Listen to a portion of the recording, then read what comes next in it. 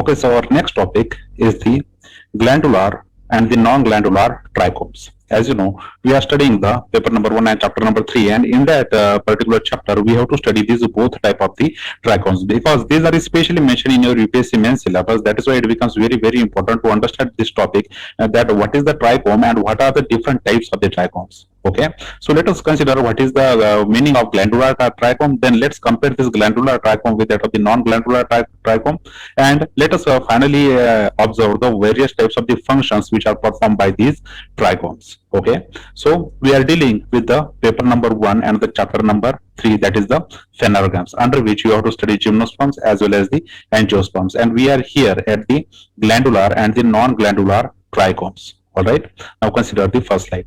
See, the common type of the trichome is actually a hair. Okay, when you externally observe the trichome on the stem or on the leaves, you will observe it looks like a hair. Okay, it's a hair. Actually, the hair which are coming on the leaves and the stem, these hairs are nothing but the trichome. So literally, morphologically, when you observe the plant on the leaves or on the stem, you will observe the hair-like structure, hair-like minute structure, as you can see in this particular picture.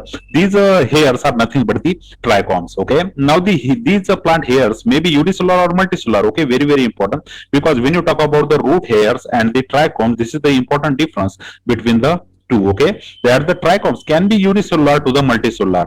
It will depend all on the which plant body we are talking about. So the trichomes may be the unicellular or the multicellular. Sometimes they are made up of only the one cell, okay, like this, or sometimes they are made up of the multiple cells. Okay, there the many cells are present within the trichome. So if there are many cells, it is considered as a multicellular trichome, and if there is only a single cell, then it's considered as a unicellular trichome. Okay, then sometimes they may be branch or they may be unbranched. Okay, that is it is not like they were always unbranched, but sometimes the branching is also there within the trichome. Okay, so these trichomes are come with a branch fashion as well as with a non-branch fashion. In the non-branch system, there is only a one unicellular single trichome, and in a branch there is a multiple branches which are coming out from the main single trichome, and these type of trichomes are generally the multicellular trichome. Okay, now these multicellular hairs may be the one to several layers in cells. Okay, whatever the trichomes are there, these are trichomes may form the single cellular layer, or it may have the multiple cellular layers. Just we have described that trichome may be the unicellular or maybe the multicellular. If they are multicellular, they can be many layered. Okay, and sometimes the one single layer is also there, but majority of the time the multicellular hairs are seen in the trichomes. Okay, as you can see, the branch type of the hairs as an dendritic or the tree-like trichomes are there in the Anaibosxanthus, and the stellate type, that is the star shape trichomes, are present in the Arabidopsis thaliana. Okay, so there is a varied structural differences between the trichomes from the one plant to the another plant. Anaibosxanthus, you will find there is a dendritic or the tree-like trichomes are there. But when you observe the plant like Arabidopsis thaliana, which is the model plant for the genetic studies, now here you will find the star-shaped trichomes are there. Okay, now consider. See, some of the epidermal cells in most of the plants grow out in the form of hairs or the trichomes. Okay, so if you consider the trichomes anatomically, okay, what is the outermost boundary of the any plant anatomical structure? It's called as the epidermis. Okay, so from this epidermis, the layer, okay, the epidermal cells layer is got modified, and some kind of protuberance is coming out of from these epidermal cells, and this protuberance is called as the trichome. Okay, now observe in this particular picture here, you will observe this is the fine epidermal layer, and out of this epidermal layer there is a emergence or the protuberance of the trichomes. So from where trichome got originated anatomically from the plant body, they are coming from the epidermis. Okay, whatever the outermost layer of the cells are there, these are called as the epidermal cells, and out of these epidermal cells, the most of the hairs of the plants are growing outward. Okay, like this. Okay, now they may be found singly or less frequently in the groups. Okay, as you can see in this picture, they are found singly, but sometimes rarely they can also found in the group, but majority of the time you will see the trichome present singly. Okay, they are only present in a single number, and as you can see in this particular picture as well, this is the first trichome, this is the second, and this is the third one. All they are born in singly. Okay, this is that the single trichome is coming out from the one epidermal cells or the epidermal layer of cells. Okay, but sometimes the rarely you will observe the multiple trichomes can come from the one spot only. All right. Now they may be unicellular or multicellular and occur in the various forms. Okay, that is their shape and form may vary from plant to plant. Okay. Now see, they vary from the small protuberance of the epidermal cell to the complex branch stellate multicellular structure. Okay, just like they are coming out simply like this. Okay, this is the simple kind of the trichome. But sometimes what happened? They were having the star shape like this. Okay, just like the tree shape is possessed by these particular trichome, and sometimes the star shape, as we have discussed about the Arabidopsis thaliana, that the star shape of the trichome is present and it is multicellular and branch. Okay, so very complex type of the trichome is there. Now right from the simple type of the trichome to the complex type of the trichome can came out of these particular epidermal cells. Okay, now the cells of the hairs may be dead or living. Okay, very important point. See, earlier whenever there is a growth and development of the trichome, generally these trichomes are living at the beginning. Okay, but sooner or later they starts to lose their protoplasm. Okay, and they become dead. Okay, so in the beginning of the life they were active and they were living cells, but later they become dead. Okay, so from this you can say that the trichomes perform the very different kind of function, as they are dead majority of the time, and that is why they cannot perform the processes like photosynthesis and rest of the things. Okay, but they were designed for the very special function of the protection and the secretion. Okay, and that is why they are of a different nature than rest of the cells which are present in the plant body. So the cells may be living or the non-living. Okay, and it will depend on which stage we are talking about the development of the trichome. Now very frequently these hairs lose their protoplasm in their cells. Okay, and when they lose their protoplasm they become dead. Okay, but earlier in the life they were living, but after losing the protoplasm they will become dead. Okay, now see the trichomes, maybe the glandular trichomes or the non-glandular trichomes. Okay, actually these are the two basic types of the trichomes, and these are two types of the trichomes is actually given in your UPSC main syllabus. So let us first consider the glandular type of the trichomes. Okay, they were known to secrete the various substances. Okay, as the name suggests, they were the glandular, just like they were having the glands. Okay, so they were the glandular trichomes and they were able to secrete the various kinds of the substances, and these substances were readily used by the plants for the various kinds of the functioning, the physiological functioning. Whatever the physiology is there for the plant, these physiology take the advantage of these trichomes. Okay, as you can see in this picture, you can clearly observe the glandular type of the trichomes. These glandular type of the trichomes are multicellular trichomes, and these multicellular trichomes are able to secrete the various kinds of the secretions. Okay, for example, they can secrete water, they can secrete nectar, they can secrete the resins, they can secrete mucilage, or they can secrete the terpenes as well.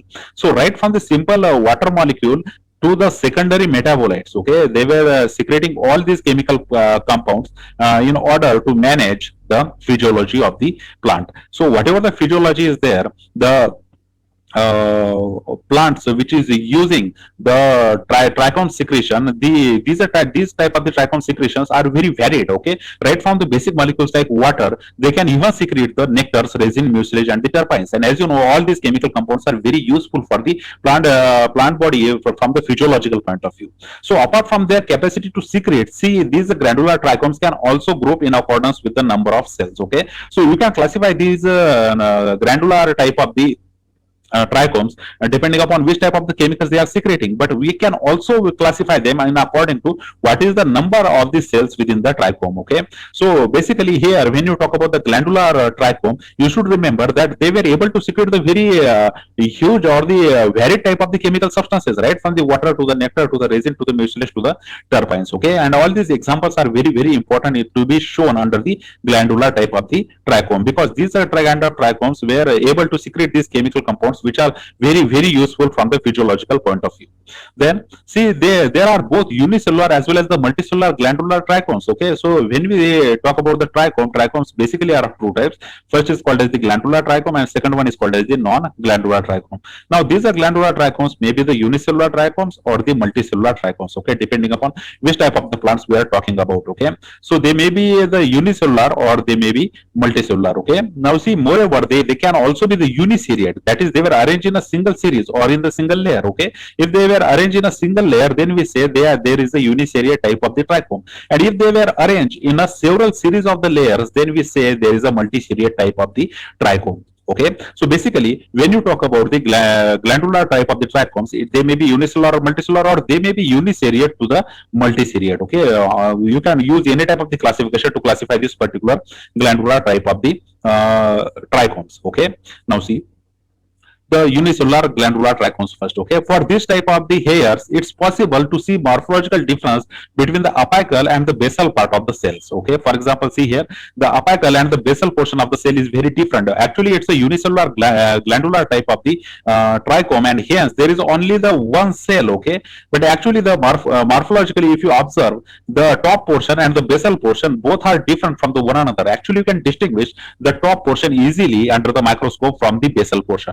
So when you talk about the unicellular glandular type of the trichome, this type of the trichomes were made up of the only one type of cell, but the upper portion of the cell is easily recognizable as it is very different from the basal portion of the cells. Okay, now they may also be branch or the unbranch. Okay, so for example, the one cell is going like this. Okay, and they can create the branching as well. The whole one cell is creating the branching, and the upper portion looks very different and the lower portion looks very different, but the whole one cell is only a one cell. Okay, whole trichome is only a one cell. So that is why it is considered as a unicellular glandular type of the trichome. Then the multicellular glandular type of the trichomes, these types of the trichomes appear as outgrowths of the epidermal cells with the head consisting of a cells that secrete and store the great amount of specialized metabolites. For example, this is a multicellular type of the granular hairs. Consider this is the first cell, this is the second cell, this is the third cell, and at the top you will observe there is a head-like portion. Okay, and this head-like portion is able to secrete and store the various types of the metabolites. Okay, different kinds of the metabolites were secreted and stored by these particular head of this trichome. Okay, so in the multicellular glandular type of the trichome, there is a multicellularity, more than one cell is there, and this more than one cell is actually making this particular glandular type of the trichome as the multicellular trichome. Okay, and the top portion of it is contain the very head-like portion, and this head-like portion is able to secrete and store the various kinds of the metabolites which is readily used by the plant body for its physiological functions. Okay, so here the glandular trichomes can be the unicellular trichomes or can be the multicellular trichomes. Okay, now see second type, the which is called as the non-glandular type of the trichomes. Okay, see the non-glandular trichomes vary in anatomy, then the morphology, and then in the microstructures. Okay, these non-glandular trichomes are generally different from the glandular trichomes, and they were showing the varied types of the structures in relation to their anatomy, in relation to their morphology, and in relation to their microscopic structure. Okay, that is, the variation is also found within the non-glandular type of the trichomes. Okay, now see, despite this diversity, they are mostly grouped on the basis of the morphology. So depending upon their morphology, we can actually classify these non-glandular type of the trichomes as well. Now see, like the glandular trichomes, again these non-glandular trichomes also exist. They also exist either as a unicellular or the multicellular. So unicellular non-glandular type of the trichome is there, and the multicellular non-glandular type of the trichome is also there. That is the one which is made up of only the one cell and which is non-glandular. This is called as the non-glandular unicellular type of the trichome. And if the trichome is made up of the multiple cells and it is non-glandular, then we say the multicellular non-glandular type of trichome is there. Right. However, they can exist either as a branch or the unbranch. Okay, branching may be present there or unbranching may be there. Okay, it will all depend on which kind of plant we are talking about.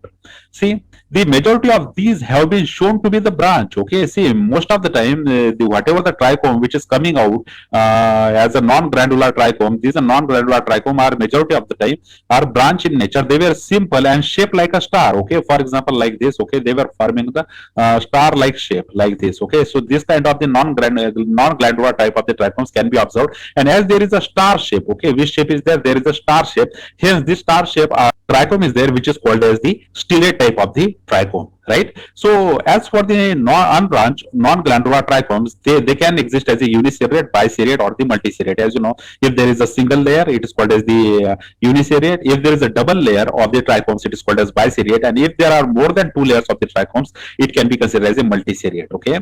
Now they also vary from shape, size, and the length, and can be found in a variety of plants. Okay. Many plants show the presence of this non-glandular type of the trichomes, and their shape, size, and length also vary from plant to plant. Okay. So when when you talk about the non-glandular type of the trichome, the non-glandular type of the trichomes can be the unicellular or the multicellular. They can be branch or they can be unbranched. Okay, it will all depend on which type of the plants we are talking about. Then they can be the unicellular, bicellular, or the multicellular, and they show the great variety in their shape sizes. Okay, now see in the cistus salvifolius, this is the cistus salvifolius plant. See, found in the areas of high light stress. Okay, tremendous amount of light and high intensity light is there where this particular plant grows, and hence this plant faces the light stress. Okay, and the poor soil conditions are also there as it grows along the Mediterranean coast. Okay, as you know, the plants which grow along the coast, they always suffer from the poor soil. Okay, so poor soil stress is there, then the light stress is also there. Then in such a case, this particular plant is producing the non-glandular and the stellate and the dendritic type of the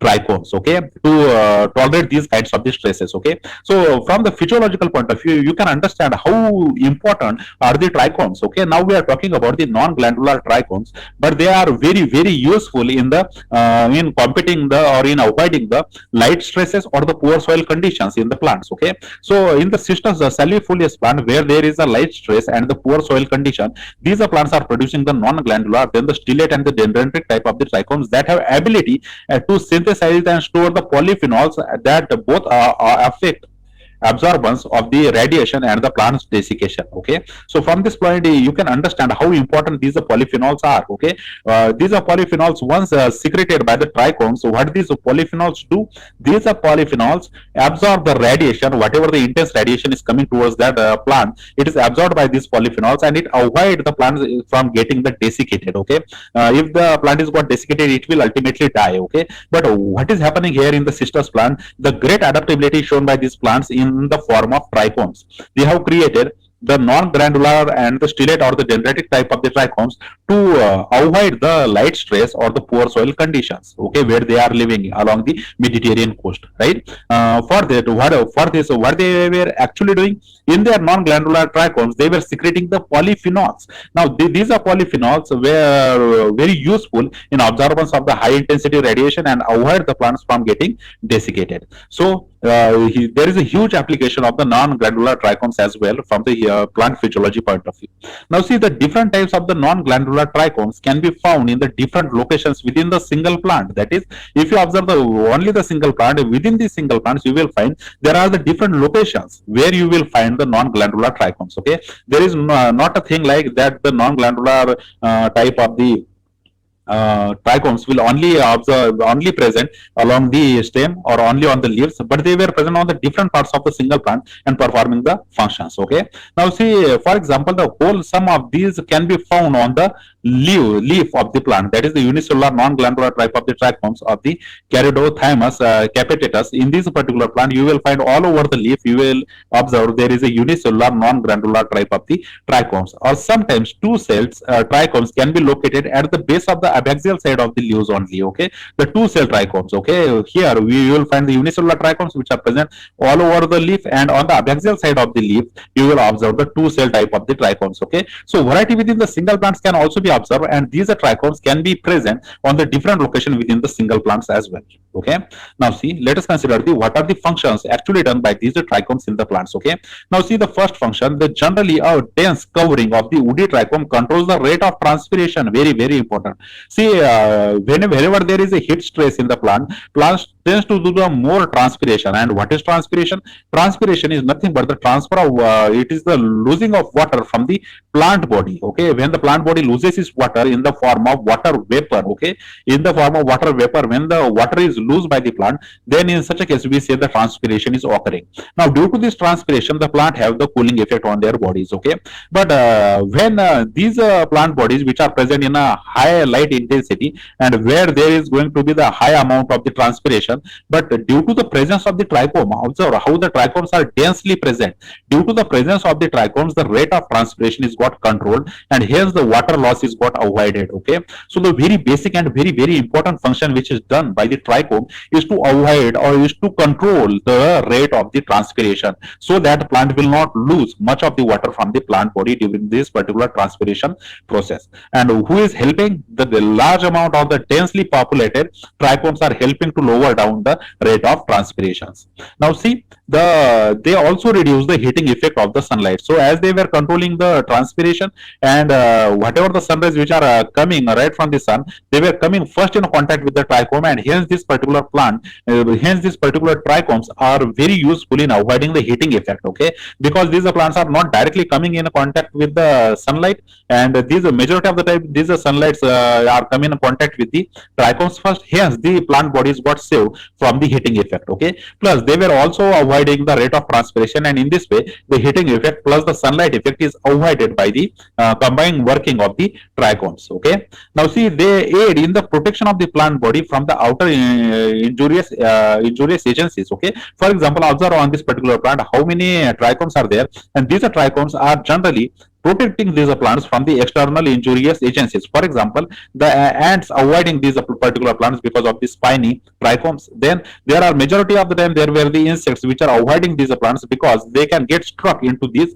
particular trichomes, and hence these particular trichomes, when they are present in the large quantity, they are actually protecting these plants from the external agencies like the ants and the insects. Okay, now consider the fourth one, that is the elimination of the excess toxic substances and salts from the plants such as the atriplex. Okay, and in the atriplex you will observe, if there is a excess of the toxic substances which are present in the plant body, these excess toxic substances were actually eliminated by the through the trichomes. Okay, so trichomes are the structure which are actually used by these plants to secrete out the excess of toxic substances so that they will not get accumulated in the plant body. Okay, and for this we have the example of a atriplex. Okay, now see, the oils from such a plants such as the Cymbopogon, it act as an insect repellent. Okay, whatever the oil which is coming out from these particular trichomes, they were actually the insect repellents, and hence they are protecting the plant body from the insect, right? Then the protection of a developing bird by such a trichomes as an ephemeral trichome. Okay, so majority of the times when they were coming in the birds,